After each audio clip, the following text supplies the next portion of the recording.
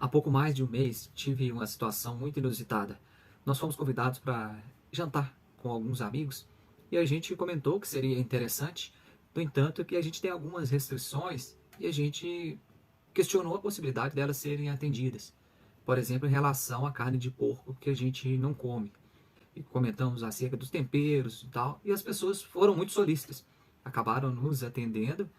tivemos um ótimo jantar junto com amigos, e surgiu a oportunidade de eu responder para a pessoa que fez o prato principal, que foi uma galinhada, que normalmente ela mistura outros tipos de tempero,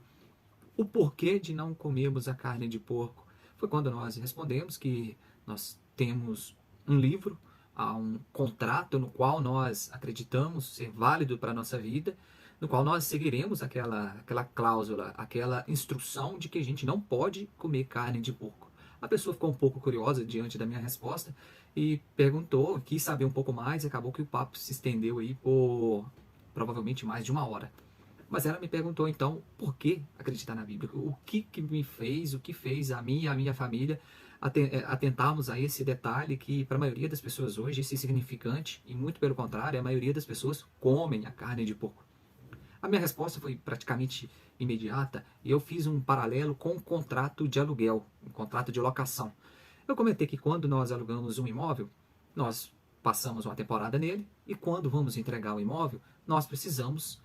fazer o laudo de vistoria, precisamos entregar para o proprietário e o proprietário faz então uma conferência de se está tudo conforme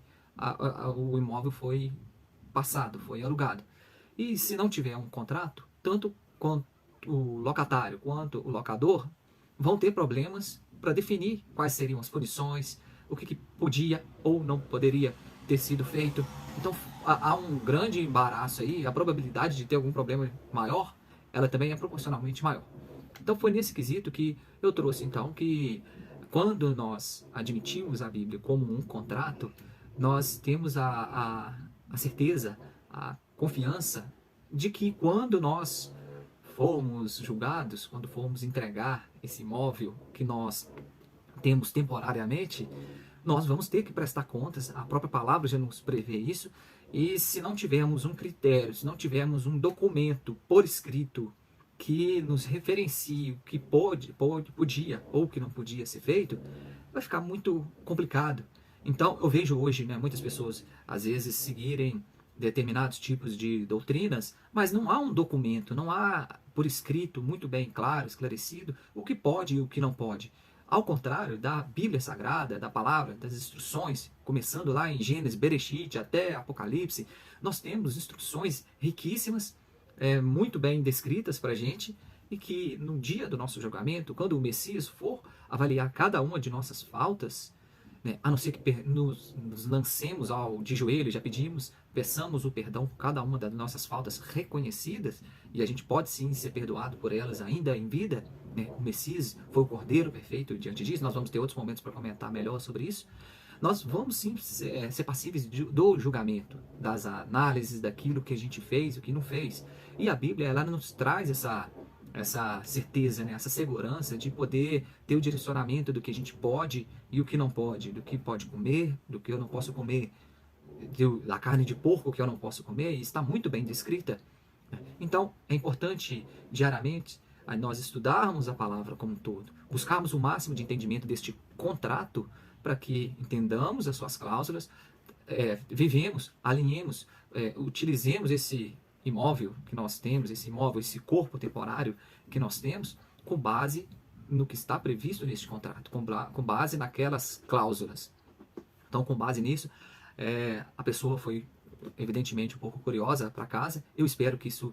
de verdade possa ter despertado nela um certo tipo de curiosidade. Infelizmente a conversa não teve como se estender muito. De toda forma, é um convite que eu faço para cada um de vocês que estão vendo esse vídeo agora, que vocês possam analisar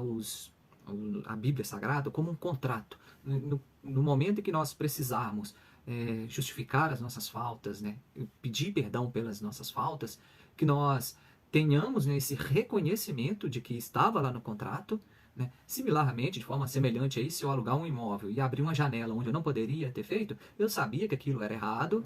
eu tomei conhecimento disso posteriormente, eu tenho o reconhecimento daquela falta. E isso, se eu estiver ainda em tempo, em vida, talvez eu possa recorrer ao proprietário do imóvel, ao corretor de imóveis, ao intermediário que possa responder por aquele imóvel o pedido de perdão, da remissão daquela falta, daquele pecado.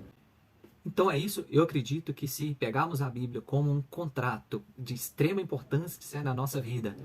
eu acho que nós vamos ter aí bons motivos para começarmos a estudar, ter um certo interesse pela palavra. Aliado a isso, nós vamos ter a questão da experiência espiritual, nós vamos poder ver obras sendo realizadas na nossa vida, que isso tudo vai se somando e a gente vai vendo a grandiosidade do eterno e as obras que podem ser feitas, realizadas em nossa vida.